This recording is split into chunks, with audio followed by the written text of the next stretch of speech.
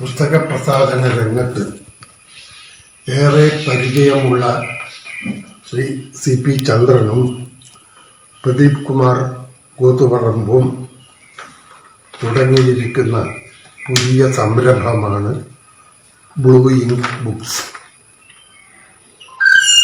കേരളത്തിൽ ഇന്ന് പുസ്തക പ്രസാധന സംരംഭങ്ങൾക്ക് പബ്ലിഷിംഗ് ഹൗസസിന് ഒരു കുറവുമില്ല.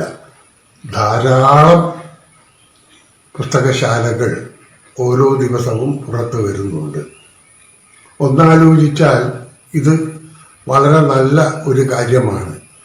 പക്ഷേ ഈ പുസ്തകശാലകളിലൂടെ പുറത്തു വരുന്ന പുസ്തകങ്ങളെല്ലാം നല്ല പുസ്തകമാണോ, ഭാഷയ്ക്ക് ഇന്നോ അല്ലെങ്കിൽ ഭാവിയിലോ മുതൽ കൂട്ടാവുന്ന പുസ്തകങ്ങളാണോ എന്നത് ആലോചിക്കേണ്ട വിഷയമാണ്.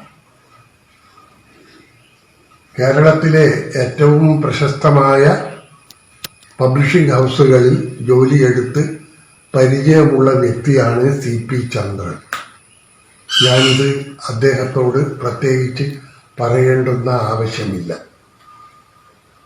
ഒന്നു മാത്രം അദ്ദേഹത്തെ ഓർമ്മിപ്പിക്കുവാൻ ഞാൻ ആഗ്രഹിക്കുന്നു. കഴിയുന്നതും നല്ല പുസ്തകങ്ങൾ മാത്രം ഭംഗിയായി വൃത്തിയായി അച്ചടിച്ചിറക്കുക. നിങ്ങൾ ഈ പുതിയ സംരംഭം തുടങ്ങിയ സമയം നമ്മുടെ നാട്ടിൻ്റെ അല്ലെങ്കിൽ എന്തിന് നാട്ടിനെക്കുറിച്ച് മാത്രമായി ഞാൻ പറയുന്നു, ലോക ചരിത്രത്തിൽ തന്നെ ഏറ്റവും വിഷമം പിടിച്ച ഒരു കാലഘട്ടമാണ്. എല്ലാ ദുരിതങ്ങൾക്കും പുറമെ സാമ്പത്തികമായി എല്ലാവരും ഏറ്റവും സമ്പന്ന രാജ്യങ്ങളെന്ന് അഹങ്കരിച്ചിരുന്ന അമേരിക്ക തുടങ്ങിയ രാജ്യങ്ങൾ പോലും അങ്ങേയറ്റം വിഷമം പിടിച്ച നാടുകളിലൂടെയാണ് കടന്നു പോകുന്നത്. ആൾക്കാരുടെ ക്രയശേഷിയെ അങ്ങേയറ്റം ഈ മഹാമാരി ബാധിച്ചിരിക്കുകയാണ്. ഒഴിച്ചുകൂടാത്ത ആവശ്യങ്ങൾക്ക് വേണ്ടി മാത്രം ചെലവ് ചെയ്യുവാൻ പോലും ആളുകളുടെ അടുക്കൽ കാശില്ല.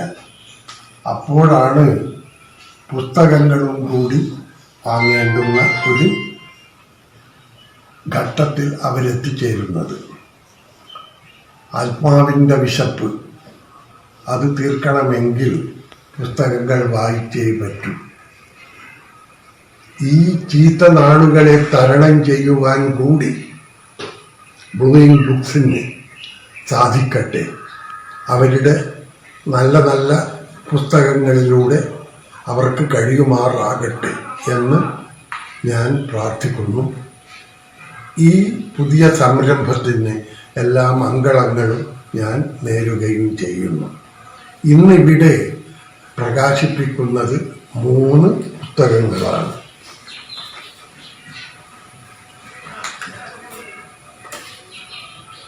ഇവയിൽ 3 പേരെയും എനിക്കറിയാം. പക്ഷേ ഒരാളെ വളരെ നല്ലതുപോലെ ദീർഘകാലത്തെ ഏതാണ്ട് 10-40 കൊല്ലത്തെ പരസ്യം പരിചയം ഉള്ള വ്യക്തിയാണ് ഞാൻ. അത് ശ്രീ AM മുഹമ്മദാണ്.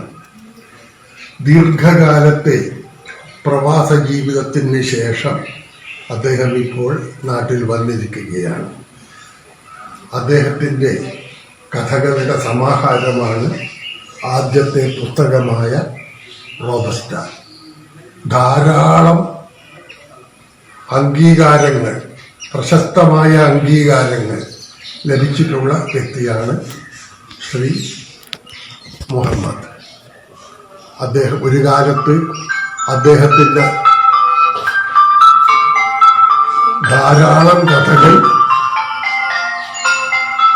മാതൃഭൂമിയെപ്പോലുള്ള കലാകൗമുദിയെപ്പോലുള്ള വിഖ്യാതങ്ങളായ വാരികകളിൽ വന്നുകൊണ്ടിരുന്നു. ഇനി അടുത്തതായി ശ്രീ ആർസു മലയാള ഭാഷയിലും ഹിന്ദിയിലുമൊക്കെ അറിയപ്പെടുന്ന ഒരു എഴുത്തുകാരനാണ്.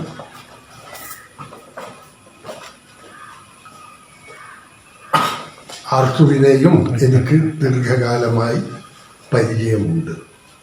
ആർസു ചെയ്തിരിക്കുന്നത് ബംഗാളി സാഹിത്യത്തിലെ ഏറ്റവും പ്രശസ്തരായ ഒട്ടേറെ എഴുത്തുകാരുടെ അതിപ്രശസ്തമായ കഥകളുടെ തർജ്ജമകളാണ്. ഈ പുസ്തകത്തിനും തീർച്ചയായും നല്ല സ്വീകരണം മലയാളികളുടെ ഇടയിൽ നിന്ന് ലഭിക്കും എന്നാണ് എൻ്റെ ഉത്തമ വിശ്വാസം. ഇനി എനിക്ക് പറയാനുള്ളത് മൂന്നാമത്തെ പുസ്തകമായ ശ്രീ ഹമീദ് ചേത്തമംഗലൂരിൻ്റെ പൊതു സിവിൽ കോഡ് വന്നാൽ എന്ന പേരിലുള്ള ലേഖന സമാഹാരമാണ്. ഈ അടുത്ത കാലത്ത് മലയാളിയുടെ ബൗദ്ധിക മണ്ഡലത്തിൽ ഏറെ സ്വാധീനം ചെലുത്തിയ ഒരു വ്യക്തിയാണ് ഹമീദ് ചേത്തമംഗലൂർ. അദ്ദേഹത്തിൻ്റെ ലേഖനങ്ങൾ എവിടെ കണ്ടാലും ശ്രദ്ധാപൂർവം വായിക്കുന്ന അനേകരിൽ ഒരുവനാണ് ഞാനെന്ന് സന്തോഷപൂർവ്വം സ്മരിച്ചുകൊള്ളുന്നു.